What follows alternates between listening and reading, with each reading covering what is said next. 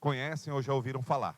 Mas vamos começar agora as atividades desta tarde com a primeira palestra, tema Consequências das Mudanças Climáticas para a Cafeicultura, da Exalc, Universidade de São Paulo.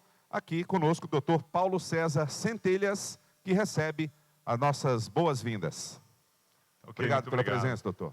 Bom, boa tarde a todos. Missão difícil, né? Último dia de evento, depois do almoço, mas eu vou estar aqui passando o meu recado. O tema que me foi proposto foi consequência das mudanças climáticas para a cafeicultura. O que eu pretendo abordar aqui é, primeiro, mostrar como é que o clima interfere na produção de café, seguir em frente falando um pouquinho sobre a diferença entre variabilidade e mudanças climáticas, apresentar alguns cenários aí de mudanças climáticas e comentar um pouco sobre certezas e incertezas. Eu sei que isso já foi abordado no período da manhã. Partir efetivamente para as consequências das mudanças climáticas para a cafeicultura brasileira e mundial, alguns exemplos também no mundo, quais as ações de adaptação que a gente pode lançar a mão para as mudanças climáticas, algumas conclusões e recomendações. Muito bem, quando a gente fala da cultura de café, e vocês bem sabem disso, né, porque estão lidando com ela diariamente, a gente sabe que o clima ele vai afetar a cultura do café de diversas formas e, basicamente, a gente vai estar abordando aí fenologia, né, as diferentes fases fenológicas, influenciadas principalmente pela temperatura do ar. Então, a duração dessas fases vão ser influenciadas basicamente pela temperatura do ar. A produtividade do cafeeiro, que vai depender da inter-relação entre os vários fatores que condicionam a produção agrícola. Então, a gente está falando aí de radiação solar, estamos falando de temperatura, estamos falando principalmente de precipitação, distribuição e frequência. Tá? Depois a gente parte para a parte de qualidade, que é um ponto muito importante. A gente também sabe que as condições climáticas são preponderantes para que o café atinja uma qualidade satisfatória e também interferindo na longevidade das plantas.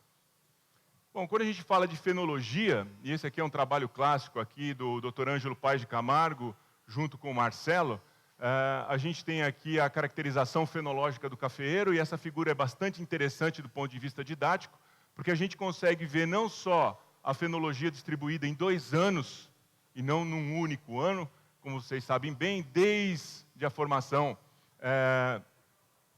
das gemas vegetativas e depois entrando na fase reprodutiva, mas é interessante aqui que eles vão abordando qual que seria a interferência, né, tanto da temperatura no desenvolvimento da planta, mas também da seca em diferentes momentos da fenologia da planta.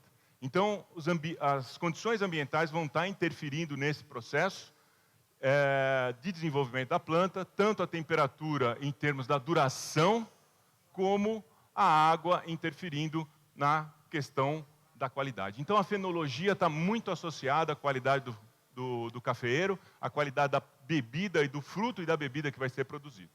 Tá? Bom, ainda dentro de fenologia, esse é um outro trabalho do Marcelo Camargo, um trabalho que iniciou lá com o Dr. Ângelo também, que é muito interessante, que ele mostra o seguinte, que para haver o florescimento do cafeeiro, a partir de abril tem que haver o acúmulo de 350 milímetros de evapotranspiração potencial. Na realidade, isso aí é o efeito da temperatura, né? Porque essa evapotranspiração potencial é estimada através da temperatura do ar.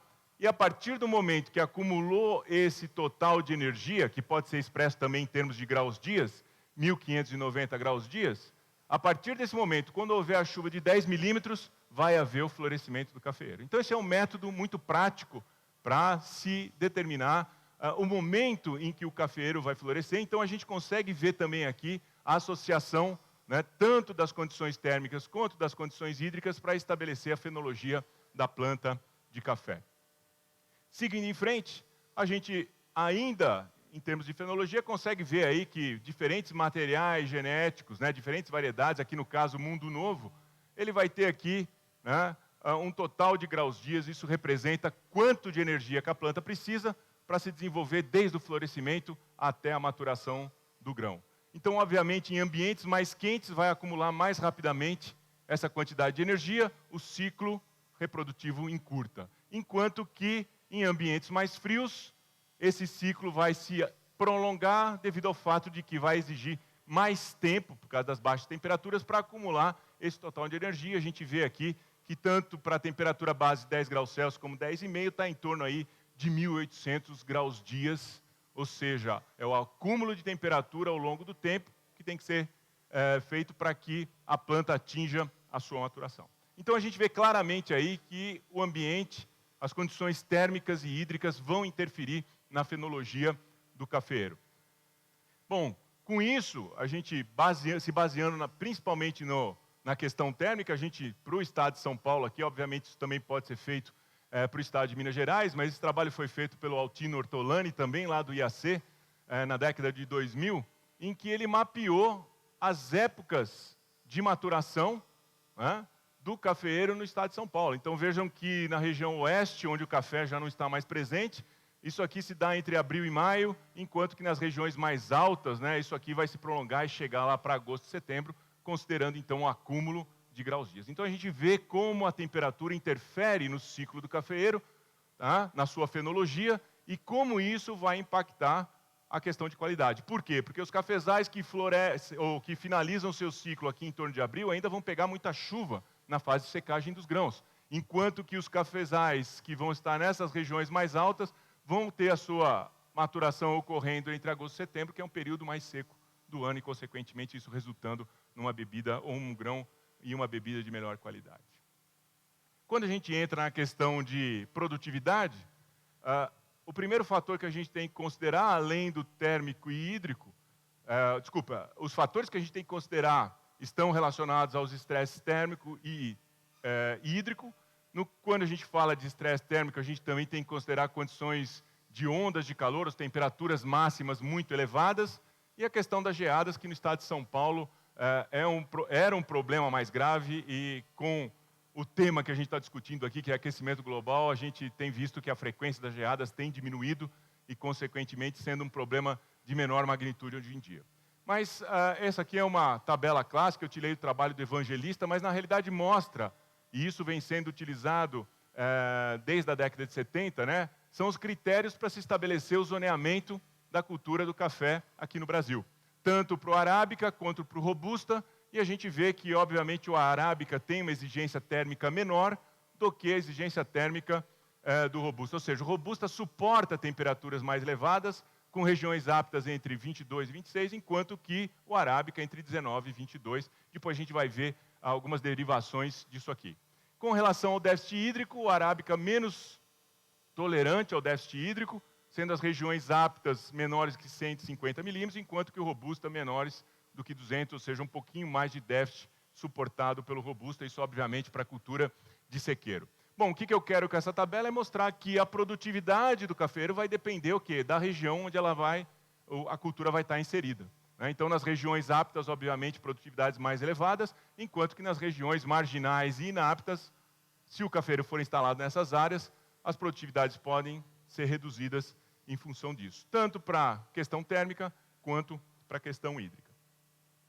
Muito bem, se a gente pensar dentre todos os fatores que causam quebra de produtividade na agricultura, e aqui se insere também a cultura do café, a gente vê que 56% das quebras de produtividade elas são em função dos eventos de seca, né? Déficit hídrico durante diversos momentos de produção da planta, no caso o cafeeiro aí. Então a gente vê que excesso hídrico também pode ser prejudicial, entra em segundo lugar, temperaturas adversas.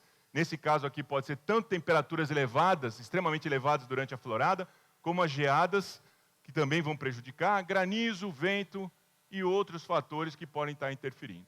Então, vejam que diversos eventos meteorológicos vão impactar a produtividade da cultura e, consequentemente, levar a essa produtividade oscilar ao longo dos anos. Não só a oscilação natural, que a gente conhece bem da bienalidade do cafeeiro, mas oscilação entre os níveis de produtividade em diferentes momentos da cultura ao longo de séries mais longas.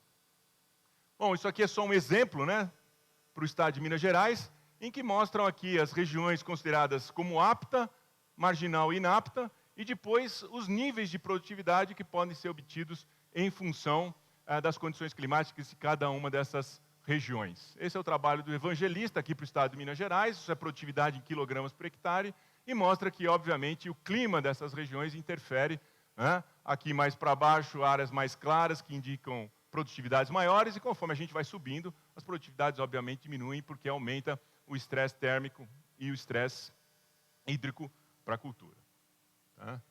Com relação à qualidade, de certa forma, isso está associado aos processos fermentativos que vão ocorrer no período da maturação e que estão associados tanto às condições térmicas como hídricas, né? Então, a gente vê que existe uma preponderância, isso aqui para o estado de São Paulo, de bebidas de maior qualidade estarem em regiões de menores temperaturas, né? Justamente nessas regiões de menores temperaturas é onde a planta vai demorar mais para acumular os graus-dias necessários para chegar na maturação e, portanto, a maturação vai se dar no período mais seco do ano. Veja aqui o déficit hídrico, né? Na região de Franca ele não é muito elevado, mas a maturação vai ocorrer nesse período e, consequentemente, clima mais seco e frio na colheita vai favorecer uma bebida de melhor qualidade, enquanto que as regiões mais quentes, como Votuporanga, né? Mesmo tendo mais déficit hídrico, mas como é muito mais quente, o ciclo antecipa e acaba caindo a maturação num período mais úmido. Isso, consequentemente, vai interferir na qualidade do produto. Tá? Muito bem. Isso foi mapeado pelo Ortolani, de novo, Altino Ortolani, e a gente vê claramente aí que nas regiões mais quentes do estado nós vamos ter bebidas de pior qualidade, enquanto que nas regiões mais frias, né, mais altas, aqui é São Carlos, aqui é a região de Franca, a gente vai ter bebidas de melhor qualidade. Então, a gente vê claramente o efeito do clima na qualidade do cafeeiro. Com relação à longevidade, isso está basicamente associado à interação entre o sistema de produção que está sendo adotado e as condições meteorológicas. Então, a questão de uso de quebra-ventos, espaçamento, arborização, são técnicas para alterar o microclima e, obviamente, isso vai interferir, né, na longevidade aí dos cafezais, tá? Principalmente quando a gente considerar aspectos relacionados à competição dos recursos naturais. Tá? Então, obviamente, cafezais menos estressados vão ter uma longevidade maior. Muito bem. Bom, juntando tudo isso, a gente falou de fenologia, falamos de produtividade, falamos de qualidade e longevidade, e a gente viu que isso aí está estreitamente ligado às condições meteorológicas vigentes ao longo do ciclo da cultura, e, portanto, qualquer alteração que a gente tiver nas condições climáticas, obviamente, vão se repercutir novamente na fenologia, na produtividade, na qualidade e na longevidade dos canaviais. Então, dentro desse contexto, entram dois aspectos, que é o primeiro aspecto, que é variabilidade climática, que é a oscilação que ocorre nas condições do clima de um ano para outro, que isso é normal, né? Sempre ocorreu e vai continuar ocorrendo. Por quê? Porque a atmosfera é um sistema extremamente caótico e dinâmico, em que qualquer fator variando vai gerar repercussão em diversos outros fatores. Então, quando a gente pensa em variabilidade climática, um aspecto que está em voga aí é a questão do El Niño. Então, o El Niño, Laninha, que é um fenômeno oceano-atmosférico que ocorre no Oceano Pacífico, acaba tendo o quê? Repercussão no clima de diferentes partes do globo terrestre. Ou seja, não é porque ocorre ali na região do Pacífico Equatorial que não vai ter interferência na Índia, na Austrália, na África, aqui no Brasil, que a gente conhece bem, e outras regiões do mundo. Tá? Então vejam que o fato da atmosfera ser caótica, ser dinâmica, a combinação dos diversos fatores que condicionam o clima das diversas localidades, faz com que a gente sempre tenha essa variabilidade climática. Algumas regiões com variabilidade climática mais acentuada, outras regiões com variabilidade climática menos acentuada, mas isso sempre vai ocorrer. E é exatamente essa variabilidade climática que traz para sistemas, principalmente cultura de sequeiro, o quê? A variabilidade da produção agrícola.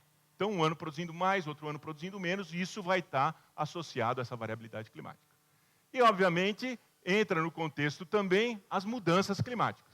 Bom, aí quando a gente fala de mudanças climáticas, a gente já está entrando numa escala de tempo diferente. Porque quando eu falo variabilidade, eu quero saber o que vai acontecer o ano que vem, em relação a esse ano ou em relação aos anos da série histórica que eu tenho e que eu fui avaliando. Quando eu passo para mudanças climáticas, a gente já vai avaliar, né, os cenários em mais longo prazo. Então, como eu estava mencionando, né, variabilidade se refere às flutuações das condições meteorológicas em torno da média de longo período, podendo apresentar algumas tendências positivas ou negativas. Bom, o que eu trouxe aqui? Um dos dados de Campinas, que é a série histórica mais longa que a gente tem no estado de São Paulo, deve existir outras no Brasil, mas essa aqui se iniciou lá em 1890, trabalho também do Marcelo Camargo, e aqui até 2010, mais ou menos. 2008, para ser mais preciso. Então, o que a gente está observando aqui? A precipitação, certo? Ao longo dos anos, e o que a gente está enxergando nessa oscilação aqui, em torno dessa linha preta, que é a média, ou a normal climatológica, é o que a gente chama de variabilidade, certo? E essa variabilidade vai estar associada àquilo que eu falei, da combinação dos diversos fatores determinantes do clima, que fazem com que a atmosfera seja muito dinâmica e, consequentemente, transferindo esse dinamismo para os seus elementos meteorológicos, e no caso aqui é a chuva. Então, a gente pode observar que em Campinas chove em média, aí, vamos arredondar, 1.400 milímetros por ano, porém, a gente tem oscilações que levam a 900, quase 850 milímetros por ano, que aconteceu lá na década de 40, e chegou aqui em 82, 83, que foi um ano de El Niño, chegou aí a 2.100 milímetros no ano. Então, vejam que essa variabilidade, como eu disse, ocorre, sempre vai ocorrer, e olhando para isso aqui, a gente não vê uma tendência, né, de alteração desse padrão. Veja que ao longo do tempo, né, a gente tem aí, basicamente, dentro do mesmo padrão, diminuiu um pouco a variabilidade nesses últimos anos dessa série, mas, né, sem nenhuma tendência muito clara.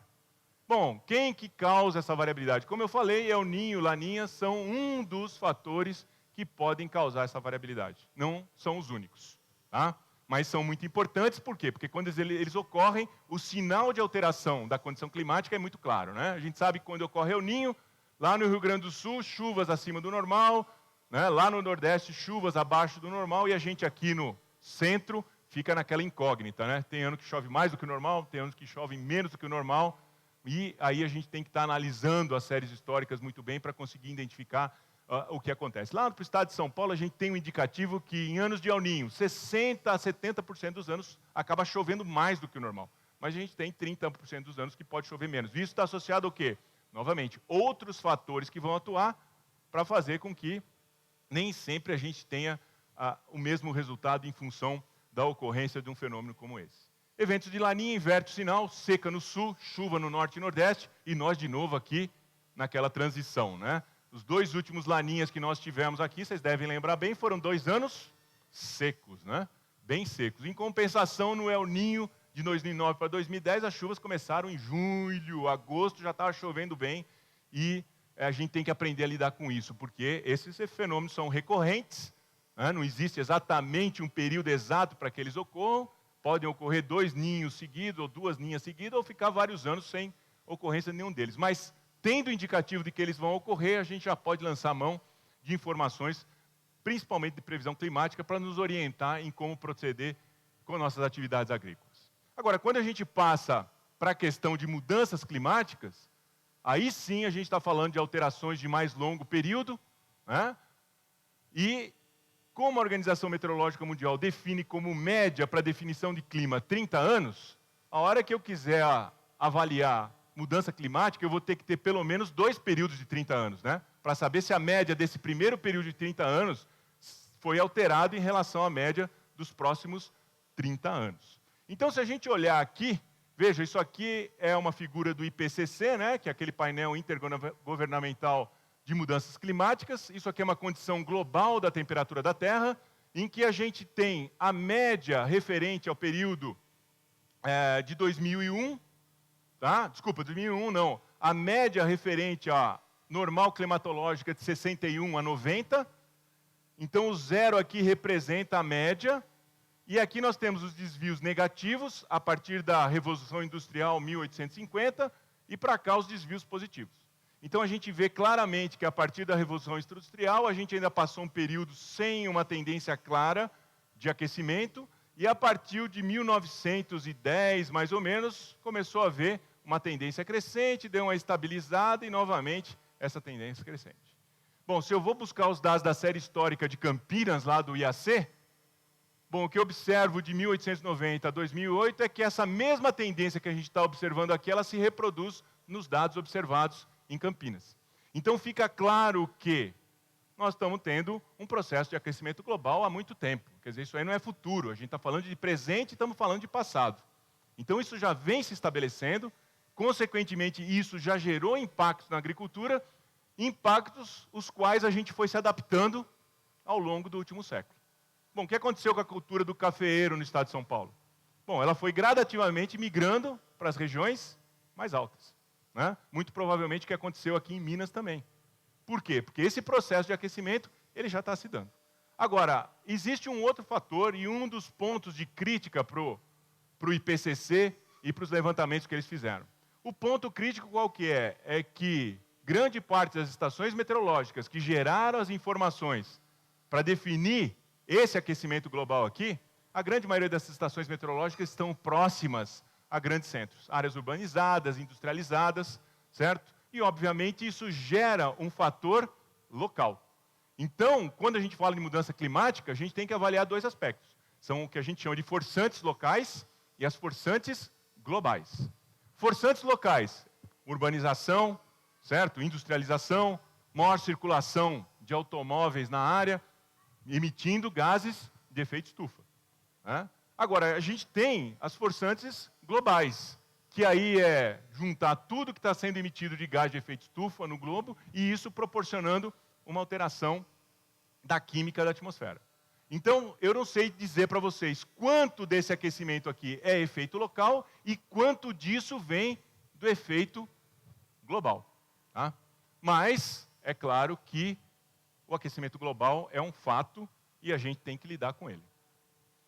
Bom, só para ilustrar, né, eu trouxe um estudo que foi feito por um colega também do agronômico, Gabriel Blain, numa tese de doutorado que ele fez com a gente lá em Piracicaba, em que ele mostra o seguinte, né, aqui é a distribuição de probabilidade das temperaturas, isso é para a temperatura mínima, e ele pegou períodos de aproximadamente 30 anos. Não é exatamente 30 anos, dá um pouquinho menos aqui, né? 28 anos, se eu não me engano.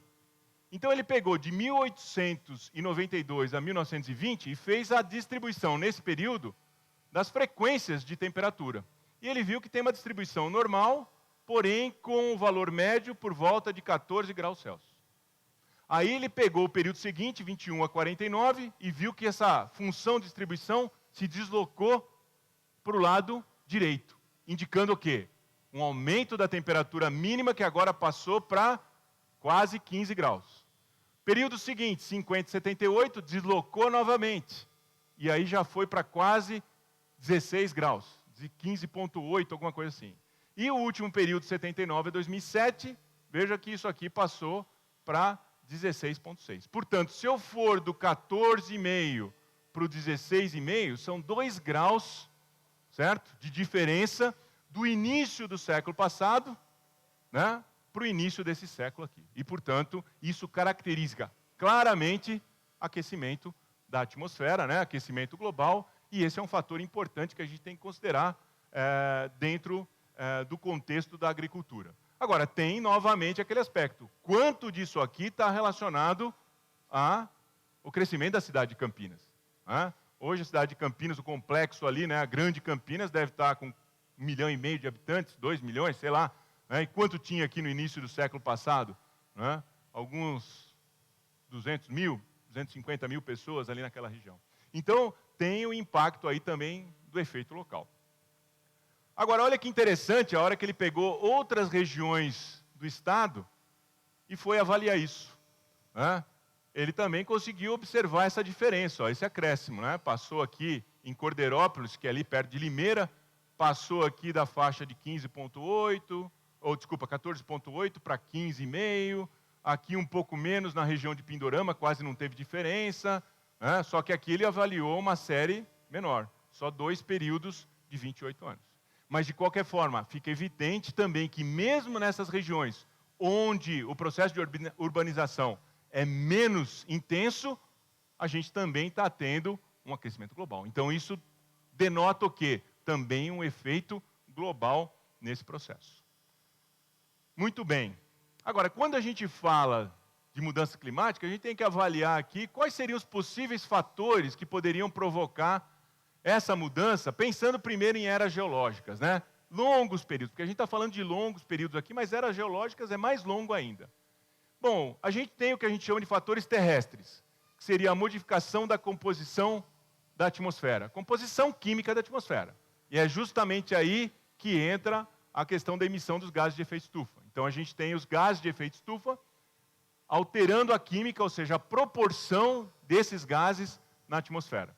Além disso, distribuição dos oceanos e continentes poderia ser uma causa, mas isso não está acontecendo nesse curto prazo que a gente está avaliando, que a gente está falando de 1850 para agora. A Revolução Industrial, até agora, isso está dando 163 anos. Tá? Além disso, vulcanismo, pode ser também, né? A gente viu lá que na Islândia, há poucos anos atrás, teve a erupção de um vulcão, aquela fuligem toda sobre a Europa, alterou a incidência de radiação solar. Mas para ter uma mudança do clima na Terra, a gente precisaria ter todos os vulcões entrando em erupção mais ou menos ao mesmo tempo para gerar um impacto a nível global. Então, também pouco provável.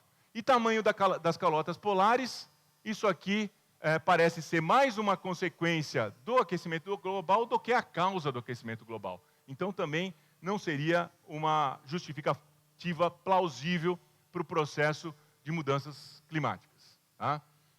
Muito bem, a hora que a gente entra em fatores astronômicos, a gente está falando sobre variação da excentricidade da órbita, ou seja, a Terra girando em torno do Sol, a Terra tem uma certa distância que varia um pouquinho nessa trajetória, e em função dessa distância, a gente sabe quanto mais ou menos a Terra intercepta de energia do Sol.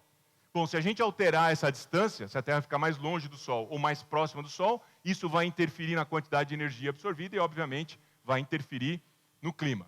Mas isso também, na escala de tempo que a gente está falando, isso não vai ocorrer, porque a escala em que ocorre essa variação aqui, da excentricidade da órbita, é da ordem de 200 mil anos para haver essa alteração. Ou seja, não se compara à escala que a gente está analisando, que é 150 anos.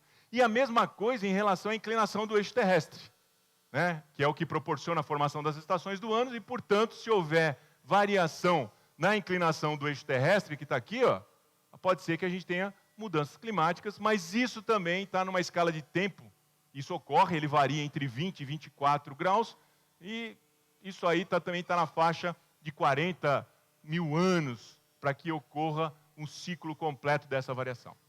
E fatores extraterrestres, que aí está condicionado a um fator que não tem nada a ver com a Terra, mas tem a ver com o Sol, né?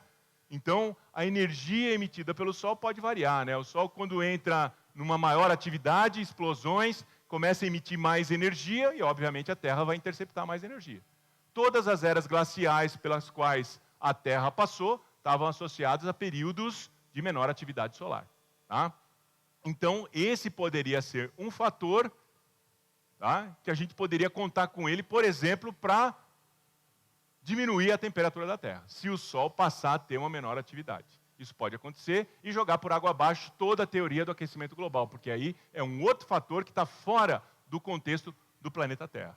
Mas hoje, qual que é a teoria mais plausível? Modificação da composição química da atmosfera. Aumento da emissão de gases de efeito estufa em função da queima de combustíveis fósseis, principalmente, mas a agricultura também, como o professor Serri mencionou bem aqui, todos os processos que estão envolvidos na emissão de gases de efeito estufa, tá? E isso intensifica o que a gente chama de efeito estufa. Então, uma coisa a gente deixar clara, efeito estufa sempre ocorreu no planeta Terra e graças a Deus que ele ocorre, porque é ele que regula a temperatura do planeta. Porque se não fosse a capacidade que a atmosfera tem de absorver radiação solar, que vem do Sol, né? Diminuindo o que chega aqui para a gente, e durante a noite reter parte da energia que a Terra emite, a temperatura durante o dia ia bater 70 e durante a noite ia bater menos 50. E, portanto, nenhum organismo conseguiria sobreviver numa condição como essa. Então, o efeito estufa, ele ocorre, sempre ocorreu, só que o que está acontecendo é que ele está se intensificando. E a intensificação dele é que está elevando, né, como uma forçante global, a elevação da temperatura terrestre. Muito bem. Então, isso é o que a gente já comentou, né? O efeito estufa sendo intensificado. Aqui uma figura que mostra o aumento da concentração de dióxido de carbono na atmosfera, medido num laboratório que fica lá no Havaí, e, portanto, uma região que não tem forçante local, só forçante global, porque lá no Havaí você não tem industrialização, urbanização, processos que vão levar uma emissão tão grande de CO2. Então, veja que a gente passou aqui de 310 ppm para uma faixa de 380, quase chegando a 390 até agora.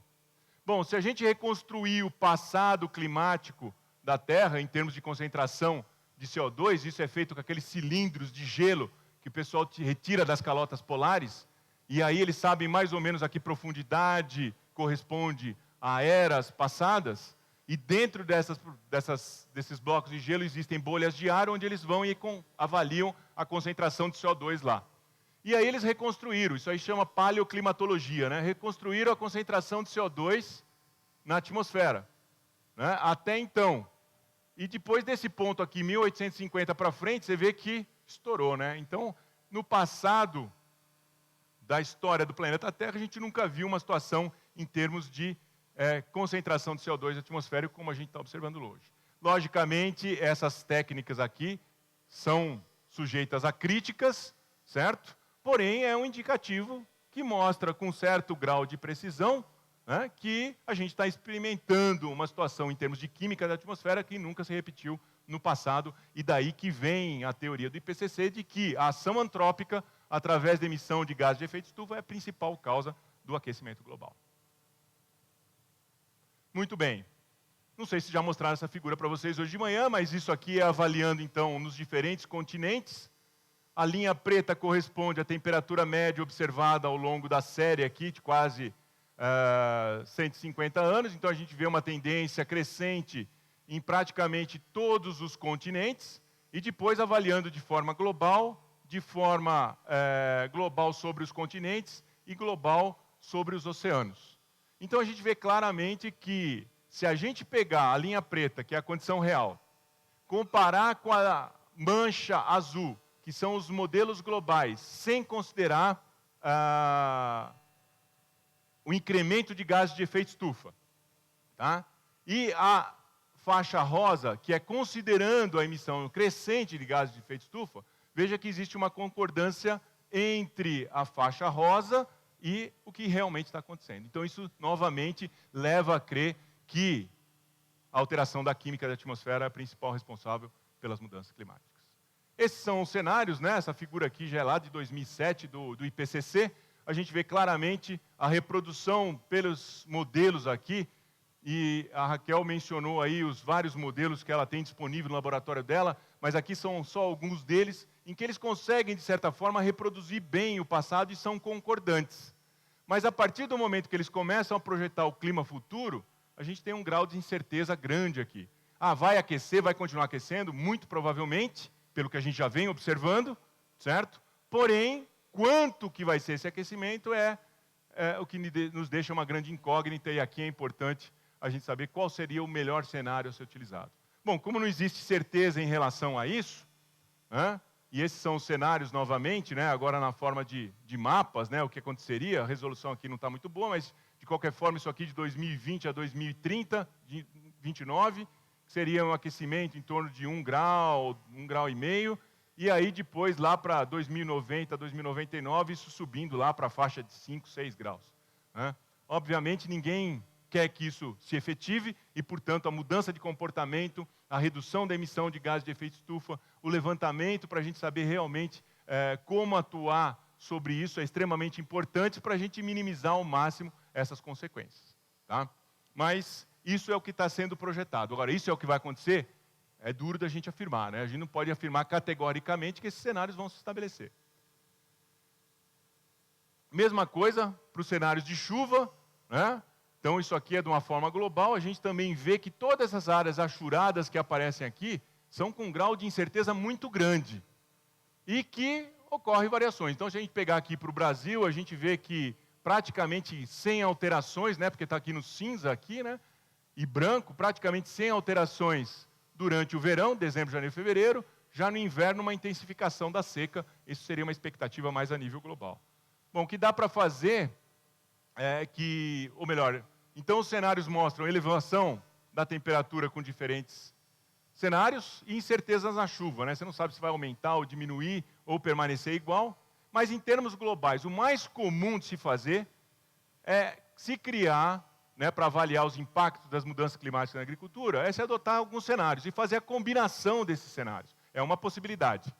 Então esses estudos, eles têm que ser encarados aqui como exploratórios, que tem por objetivo demonstrar quais seriam as consequências das mudanças climáticas para uma determinada atividade, no nosso caso a cafeicultura. E, portanto, por ser exploratório, essa ferramenta tem que ser usada única e exclusivamente para direcionar as pesquisas. Tá? Então, a gente não pode fazer muito alarde em cima dessa informação, porque o grau de incerteza é muito grande. Bom, para melhorar um pouco isso, dá para a gente trabalhar com os dados um pouco mais detalhados para a região. Então, a gente relaciona os modelos globais com a dinâmica da atmosfera em escala regional e faz o que o pessoal chama de downscaling, né? Descer aquele cenário global para um cenário mais local, mas ainda, esses cenários, eles têm um alto grau de incerteza e, portanto, novamente, a gente tem que usar essas ferramentas de forma exploratória, né? Esse é o meu modo de ver. Então, só um exemplo do que seria o downscaling, né? A gente pegar isso aqui num modelo mais global e transformar isso aqui num modelo mais local, a gente vai ter muito mais detalhamento e conseguir enxergar as diferenças que a gente tem para cada situação e cada ponto e ver que existem diferenças de aquecimento entre esse ponto aqui e esse ponto aqui de cima. Bom, entrando agora no tema, efetivamente, da palestra, né, que é a parte das consequências das mudanças climáticas na cafeicultura brasileira. Bom, a gente já mencionou, né, fenologia, produtividade, qualidade e longevidade.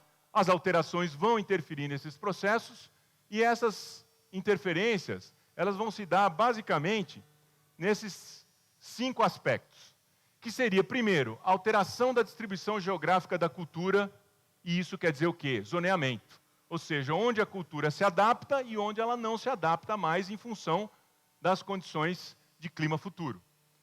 Outro ponto importante vai ser a alteração da fenologia, certo? Do cafeeiro, maturação e colheita. Se aumentar muito a temperatura, vai encurtar o ciclo, provavelmente a maturação caindo num período mais úmido e, obviamente, indesejável para esse processo de maturação e secagem dos grãos no campo. Outro ponto importante para vocês que trabalham com irrigação, isso é fundamental, é o aumento das necessidades hídricas das plantas. Ou seja, nas regiões onde antes a irrigação não era necessária, ela vai passar a ser.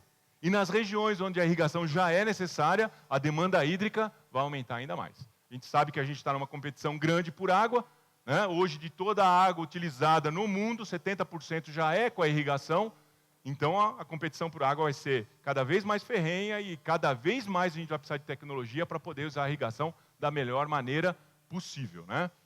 E, finalmente, a gente também, provavelmente, a Raquel também mencionou sobre o aumento dos problemas fitossanitários com pragas e doenças, e juntando disso aqui, a gente obviamente vai ter alteração nos níveis de produtividade e qualidade da cafeicultura. Ou seja, a gente tem que se preparar para isso. E é aí que eu digo que esses estudos têm que ser exploratórios. Exploratórios no sentido de que, se efetivamente esses cenários ocorrerem, qual vão ser as medidas que a gente vai adotar para tentar contornar esses problemas e manter a região ainda como uma região produtora, no caso de café. Eu gosto bastante dessa figura porque ela é bem didática, né? E ela mostra que no cenário de mudanças climáticas, está em inglês, vocês me desculpam, mas eu vou traduzir aqui, o que vai acontecer? Grande parte das culturas vão migrar para áreas mais altas, porque quanto mais alto, menor a temperatura e, consequentemente, você tem uma possibilidade de continuar cultivando. Obviamente, essas áreas mais baixas vão ter que ser destinadas para as culturas que vão suportar temperaturas mais elevadas. Mais problemas com pragas, porque a gente sabe que as pragas dependem da temperatura do ar para regular o seu metabolismo, e, portanto, maior temperatura, menor o ciclo da praga, mais potencial de ataque. Tá? Vamos ter também maiores problemas, ou diminuição dos problemas com injúrias para o frio, aí a questão das geadas, né? Isso a gente já vem observando, conversando com colegas aqui, o pessoal fala, quando eu era garoto, eu tinha frequente eu ver geada, e hoje em dia, a ocorrência de geadas aqui no Triângulo Mineiro, sul de Minas, né, já não é tão frequente quanto era antigamente. Ainda ocorrem, mas não com a mesma frequência. Né? Climas mais secos vão fazer com que haja uma maior necessidade de irrigação, tá?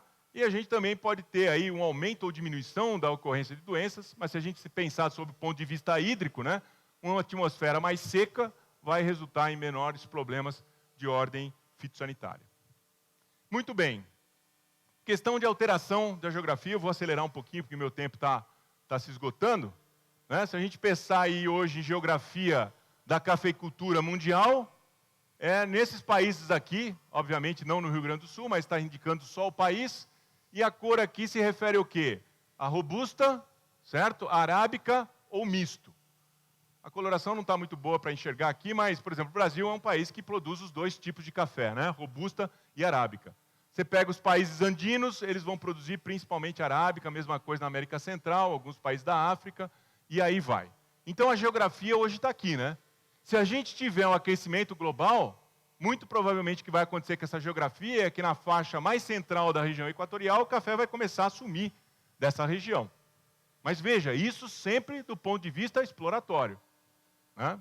Por quê? Porque o Brasil, na realidade, não cultiva café no Brasil todo. Né? São algumas áreas, o amarelo representa o robusta, enquanto que o vermelho, arábica. Muito bem. Então, esse aqui foi um estudo que foi feito pela Embrapa, tá? Junto com a Unicamp e outras instituições, em que mostrava, bom, esse é o zoneamento do cenário atual para a cafeicultura no Brasil, aqui para o Centro-Sul. Então, a gente vê aqui que são regiões de baixo risco em verde, né? Aí o risco vai aumentando aqui, provavelmente por excesso de temperatura, essa outra região por geadas frequentes, aqui risco de geada, e aí vai. Aí se a gente mudar esse cenário para um cenário que seria 2020, então vejam lá que a gente já aumentou as áreas com maior risco aqui, né? E houve uma migração da cafeicultura pelo zoneamento aqui para baixo. Muito bem. Se a gente continuar avançando, for para o ano 2050, veja que a área de risco aqui vai mudando novamente. Já estamos vendo café sendo apto lá no Rio Grande do Sul. E se chegar a 2070, esse seria o cenário final, com uma queda das áreas de baixo risco em termos de 27,60% e um prejuízo em milhões de 2.570.000. Bom, o que a gente tem que extrair dessa ferramenta? Tem que extrair o seguinte, isso é uma possibilidade. O cenário incerto? Porque a gente não tem como garantir que essas alterações realmente vão ocorrer, mesmo porque a gente tem um fator externo interferindo nisso, que é a atividade solar, e a gente não tem controle nenhum sobre ela. Tá? Mas, em ocorrendo um cenário como esse, o que a gente tem que fazer? Essa é a questão. Tá? Muito bem. Isso não está sendo previsto só para o Brasil. Veja, América Central, peguei aqui os países que produzem café, com destaque maior para Nicarágua, e a gente observa o quê? Tudo vermelho aqui, ó. Redução das áreas aptas à cultura do kefir. Uma redução maior, quanto mais vermelho for, certo? E aqui também indicando uma redução, né? Que é a só ampliação desse mapinha aqui. Então a gente vê que esse problema não é um problema, e essa abordagem não é uma abordagem só que o governo brasileiro está dando através da Embrapa. Se a gente pegar lá em Uganda, mesma coisa. Veja, as áreas claras são não aptas, certo? As áreas laranjas, aqui mais escuro, são aptas, tá? E aqui são as marginais. Bom, um aquecimento de 2 graus Celsius lá em Uganda, olha o que vai acontecer, né? Que poderia acontecer, que vai acontecer no sentido de que é uma possibilidade, e a cafeicultura também estaria sofrendo um grande impacto nessa região. Tá? Bom, aqui também tem um estudo para a Etiópia, que também mostra, né, conforme vai aumentando o cenário, a redução das áreas aptas em verde, o aumento das áreas inaptas em cinza. Tá? Então, é uma abordagem que está sendo adotada no mundo como um todo, no mundo produtor de café. Eles querem saber o que vai acontecer com a cafeicultura no cenário de mudança climática. Tá? Muito bem. Agora, isso vai alterar também a fenologia e a questão de qualidade. Então, não é só a distribuição da cultura, mas mesmo na região onde ela ainda possa ser cultivada, se a temperatura for mais elevada, isso vai levar à ocorrência de um produto de pior qualidade. Então, isso também tem que ser levado em consideração. Acho que acabou a pilha aqui. Bom, outro ponto importante, só para certificar, não pulou nenhum não, né? É isso aí mesmo. É isso aí mesmo? Não, tudo bem, é isso aí mesmo. Pode passar, por favor. Muito bem, então aqui a gente vê aumento das necessidades de irrigação. Isso aqui foi um trabalho que foi feito para uma outra região, mas a gente vê claramente, né, o cenário atual, que é o azul aqui de baixo, e o cenário futuro, em que a gente teria um aumento da temperatura da ordem de, da evapotranspiração, da ordem de 15% a 25% que a gente vê aqui, né? Olha o impacto da alteração da temperatura global, certo? Em relação ao cenário de 65 a 2000. Então, a gente está vendo um aumento na evapotranspiração, aumento do consumo hídrico das culturas. Próximo, por favor. E aí a gente vai ver, por exemplo, o exemplo lá para Barreiras, na Bahia, onde está sendo cultivado o café hoje, o que aconteceria? Hoje é o cenário atual, a gente tem um breve período de excedente hídrico, um déficit hídrico muito intenso, que chega a ser da ordem de 600 milímetros, certo? E isso leva a uma evapotranspiração média diária de 4,6 milímetros. E no cenário em que eu aumentei a temperatura em 4 graus, diminui a umidade relativa como consequência disso, alterei a chuva, aumentando ela no período de verão e diminuindo ela no período seco, isso fez com que o déficit subisse mais de 100 milímetros e a demanda diária fosse para 5,2 milímetros por dia. Então, isso demonstra claramente, apesar de ser um exemplo, que a gente vai ter um maior consumo de água pelas plantas. Próximo. Acho que acabou a pilha aqui, não sei, não está indo.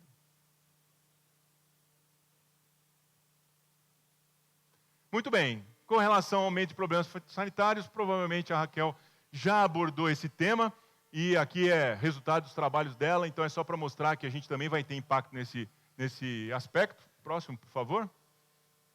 Próximo também, aqui. E agora a gente chega na questão das ações de adaptação da cafeicultura às mudanças climáticas. Bom, essas adaptações, essas adaptações, elas têm que ser feitas no sentido de criar resiliência para o sistema agrícola. Esse é um termo que vem lá da engenharia, né? Da resiliência, engenharia mecânica, né? A capacidade de um material suportar uma determinada alteração e voltar ao seu estado original. A gente adaptou isso para a agricultura para mostrar o quê? Que resiliência é a capacidade do sistema agrícola de enfrentar certos níveis de estresse ambiental. Então, essa resiliência ela vai ser obtida desde que a gente, para um cenário de mudança climática, trabalhe com melhoramento genético, no desenvolvimento de variedades de cafeeiro mais tolerantes a altas temperaturas, e seca também vai entrar aqui, se não for uma cultura irrigada, e também a questão de desenvolvimento tecnológico, que é o uso de técnicas e práticas agrícolas que atenuem o efeito da elevação das temperaturas nos cafezais. Bom, esse foi um trabalho publicado de novo pelo Marcelo, provavelmente acho que ele que devia estar aqui, não eu, né? Mas grande parte dos trabalhos em cafeicultura, a agrometeorologia do cafeeiro, é o Marcelo Camargo que fez, né, seguindo os passos do pai dele, que foi o Dr. Ângelo, com quem eu tive o prazer também de trabalhar. Mas aqui ele fala claramente, né, que as medidas adaptativas, elas têm que ser tanto em termos agronômicos, como no desenvolvimento de cultivares adaptadas a temperaturas mais altas. Próximo, por favor. Então, quando a gente pensa em desenvolvimento de novas variedades, plantios mais adensados e sombreados e uso da irrigação, a gente vai criar um cafezal mais apto a enfrentar as condições de aquecimento global. Próximo.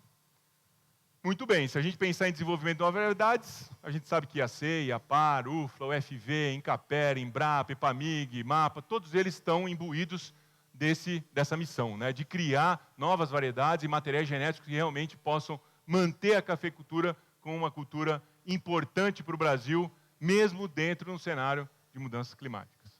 Tá? Bom, outra técnica seria o sombreamento dos cafezais. Isso aqui é uma coisa que desde a década de 60 vem sendo preconizado pelo pessoal lá do IAC, mas como protetor, e o pessoal do IAPAR também, mas para proteção contra geadas. Mas hoje a gente pode estar lançando mão dessa ferramenta para atenuar a carga de radiação solar sobre a cultura e, consequentemente, diminuir a sua temperatura. Próximo. Bom, se a gente pensar em sombreamento, a gente tem redução da velocidade do vento, redução da evapotranspiração, redução do déficit hídrico cafezal, redução da amplitude térmica, né, temperaturas extremas, aumento da duração das fases fenológicas. Tudo isso também faltou aqui, o mais importante, né, que não está aqui em cima, né? Além dos efeitos da radiação e da temperatura, o sombreamento promove todas essas situações. Aqui é claramente para mostrar que um café sombreado, né, pleno sol é a linha preta, isso ao longo do dia, e o café sombreado está aqui, ó, com a linha aqui embaixo. Ao meio-dia, o que acontece? Ao meio-dia não tem árvore em cima do cafezal, né? Elas estão espaçadas. Então, ao meio-dia entra a energia, a temperatura não vai ficar muito diferente, elas vão ficar bem próximas. Mas nos outros horários em que o sol está inclinado, você tem projeção de sombra sobre o cafezal, e isso, obviamente, vai diminuir a sua temperatura. Bom, consequência disso é a redução aqui que a gente está vendo claramente da radiação solar, né? Uma diferença maior de manhã, ou ao longo do ano todo, desculpa, aqui é ao longo do ano, você vê uma redução da incidência de radiação solar sobre os cafezais.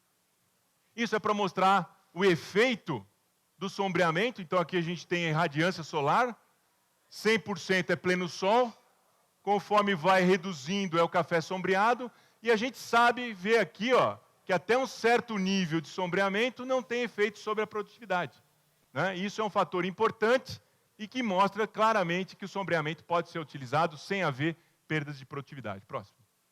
Bom, quando a gente fala em adensamento, muitos de vocês já usam essa técnica. A gente tem menor produtividade por planta, porém maior produtividade por área. A gente tem menor estresse da planta, maior enfolhamento, microclima mais ameno, menor temperatura do solo, menor velocidade do vento, menor evapotranspiração da cultura. Então, obviamente, isso é uma prática benéfica. Pode passar aqui mostrando claramente o efeito, né, do cafezal adensado produzindo mais do que um cafezal tradicional. Com relação à irrigação, também os benefícios são múltiplos, tanto em termos de temperatura, como de modo a criar uma planta mais vigorosa, mais enfolhada. Isso já altera também o microclima e, obviamente, uma planta menos estressada. Isso aumenta a longevidade da planta, cria uma condição microclimática mais favorável, que vai ajudar, então, a minimizar os efeitos do aquecimento global. Próximo. Aqui os resultados aí do Mattiello, apresentado pelo Tomasiello, que a gente vê claramente aqui como que isso pode ser adotado e já está sendo adotado. Isso aqui é um cafezal na região de Pirapora, aqui em Minas Gerais, norte de Minas, né? Onde a temperatura média, 24,5, é uma temperatura que está fora, né, da zona de aptidão, do intervalo de aptidão para o cafeiro arábica. E, em compensação, eles usando irrigação e uma cultura um pouco mais adensada, conseguem obter níveis de produtividade bastante satisfatórios, e isso demonstra claramente que a gente está com técnicas que podem ser usadas para minimizar os efeitos das mudanças climáticas. Próximo, por favor. Bom, para finalizar, a gente pode dizer que, apesar de haver um certo consenso a respeito do aquecimento global e de cenários futuros de temperatura, esses ainda apresentam, obviamente, um alto grau de incerteza. A gente não sabe se vai ser 1, 2, 3, 4, 5 ou 6, certo?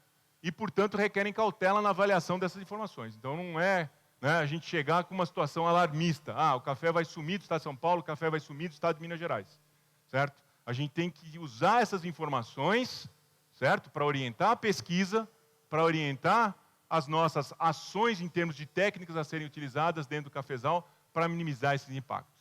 Então, estudos relativos às consequências das mudanças climáticas na agricultura indicam que, caso os cenários previstos se estabeleçam, a cafeicultura vai sofrer redução de áreas aptas, sem sombra de dúvida.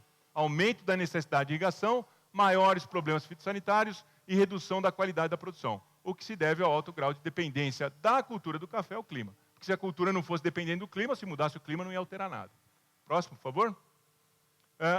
Esses estudos, como eu já falei, devem ser empregados com cautela, devendo ser destinados para orientar a pesquisa, como eu já frisei bem, principalmente para o desenvolvimento de variedades mais tolerantes e para o desenvolvimento de estratégias de minimização desses efeitos, e a gente já citou algumas delas. Sendo assim, ação conjunta entre as instituições de pesquisa, os produtores das cooperativas e empresas do setor, elas devem estimular o desenvolvimento de projetos que auxiliem no melhoramento do entendimento aí do desempenho dos cafeeiros nas diferentes condições de clima projetados para o futuro. Obrigado pela atenção, pessoal. Tocou o alarme aí porque estourei meu tempo, certo? Fico à disposição aí depois para responder as perguntas. Obrigado aí pela atenção. Doutor, a gente queria que o senhor permanecesse, nós vamos abrir o espaço para as perguntas agora. Agora? Se for possível, o Mosca está com o microfone, alguém tem alguma pergunta, pode levantar o braço que o Mosca entrega aí o microfone, e se quiser fazer pergunta escrita também pode, né? Talvez tenha uma timidez falar no microfone, pode escrever a pergunta que a gente entrega para o professor. Alguma pergunta?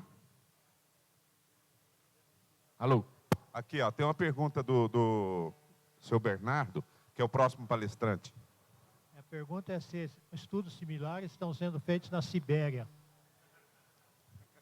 Não com café. Lá eles estão contentes com o aquecimento global. Já está dando para usar bermuda no verão deles. Tá ok, pessoal. Qualquer coisa eu estou por aí, a gente conversa mais tarde. Para não perder o costume, eu vou fazer uma pergunta para o senhor.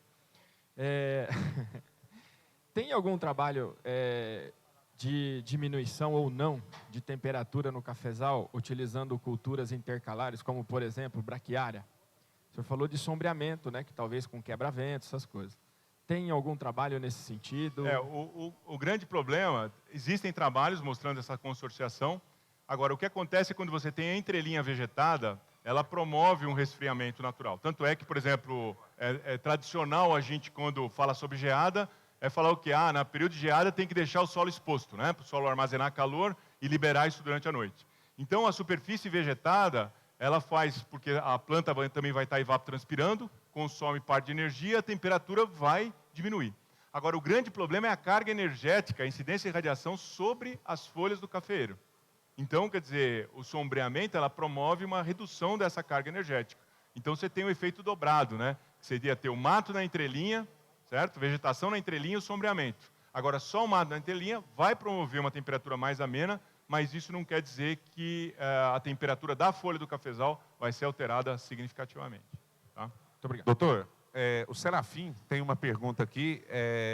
Ele está questionando assim, que perspectiva que o senhor tem, que o senhor faz sobre um futuro próximo aí, em relação a essa falta de chuvas.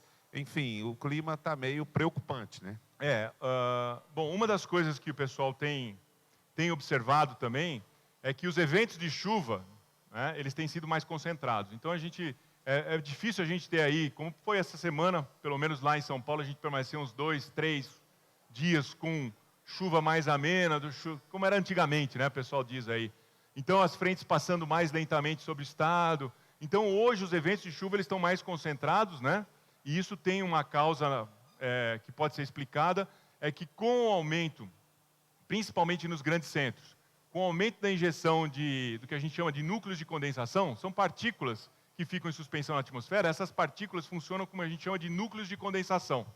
Então, as gotas de água, quando o ar condensa, se formam em torno dessa partícula. E isso vai formando gotas cada vez maiores. Então, isso promove a precipitação mais rápida, né? E, consequentemente, chuvas mais intensas. Isso é uma das causas. Agora, o fato das frentes passarem de forma muito rápida tem outras consequências. Tá? Bom, esse ano, o que está acontecendo esse ano? Esse ano aqui está sendo um ano que começou o ano passado com o El Niño. Então, todo mundo estava animado, porque, El Niño normalmente chove um pouco mais para a gente. Como eu falei lá, entre 60% e 70% dos anos chove mais do que o normal. Mas aí o que aconteceu? No meio do caminho ele mudou de ideia, né? E virou um ano neutro. Bom, dentro da neutralidade, a gente não tem um padrão que a gente possa estabelecer. O padrão é falar assim, bom, neutralidade do El Niño é chuva dentro da variabilidade normal. Ou seja, pode chover dentro daquele intervalo que a gente viu lá de chuva naquela situação. Então, as nossas previsões de tempo, elas são confiáveis até 15 dias. Se alguém chegar para você e falar, tem uma previsão de 9 meses, certo? Você duvide porque realmente é um produto que a gente não tem capacidade de prever o que vai acontecer daqui a 9 meses. Por quê? Por causa do que eu falei. A atmosfera é extremamente dinâmica e isso varia muito no tempo. Então, a gente consegue prever com boa precisão, no máximo 15 dias, e vocês que trabalham com agricultura sabem muito bem que, às vezes, é uma semana no máximo, 5 dias que funciona bem. Para os próximos 7 dias já cai lá para 60%, 70% de acerto. Então, prever o que vai acontecer com longo prazo é muito complicado. Então, a gente usa esses indicativos de El Niño, Laninha para ajudar a balizar. Então, a gente está dentro de um ano neutro e, portanto, a expectativa é que a gente tenha chuvas dentro do padrão normal, e isso fica difícil dizer exatamente o que significa, né? Agora, prognóstico assim, para mais curto prazo, aí é só consultando aí os sites de meteorologia, a gente tem uma certa confiabilidade, mas é preocupante, né? A gente tem algumas regiões do estado de São Paulo que os mananciais estão extremamente baixos, né? As chuvas não têm se estabelecido. A gente já vem de 2 anos que foram bem críticos, né? Que foram 2 anos de laninha, em que a seca foi bem intensa, que foi 2011 e 2012, anos com déficits bem acentuados. E pegar mais um ano com poucas chuvas realmente é preocupante. Mas, infelizmente, o nosso poder de previsão, eu não sou meteorologista, né? Estou aqui falando como um agrônomo que usa essas informações, mas o nosso poder de previsão ainda é muito baixo. Professor, Eduardo Sampaio, da certificação UTS e cafeicultor aqui no Cerrado. Concluindo, e não é tanto uma pergunta, mas uma conclusão da sua palestra. Em primeiro lugar, André, parabéns por colocar temas dessa natureza numa feira de café, de irrigação. O que é importante é a gente ver o aumento da capacidade de retenção de água no solo como prática rotineira daqui para frente, mais ainda no Cerrado, vis-à-vis a dificuldade de água. Toda a problemática de consorciar a lavoura mecanizada com quebra-vento e arborização, que nós vamos ter que começar a pensar nisso. Ainda mais o crescimento do robusta no mundo, que está forte, gente, nós temos que pensar. Esse cenário, de certa forma, é mais favorável à robusta no mundo do que à arábica. E o Cerrado, acima de tudo, como grande produtor de quantidade e qualidade, tem que trabalhar uma forma mais holística, mais de pesquisa, mais de investigação, para depender menos da água. A pergunta do Mosca foi no sentido da braquiária, mas também a gente tem que ter uma visão mais completa, não só irrigação e excesso de foliares que fazemos aqui no Cerrado, mas mais investigativa, como foi alertado aqui já em outras palestras, e de construção de uma fertilidade no solo para reter mais raiz e mais água. Acho que esse é o grande recado do painel de hoje, né? Ok, obrigado aí pelo seu comentário. Perguntas? Ali, André, Elvétio. Vem bucha. Quando ele fala, vem bucha. Agora é difícil, hein, Paulo? Ah, aí é difícil, rapaz. Parabéns, professor Paulo. Obrigado, Elvétio. Eu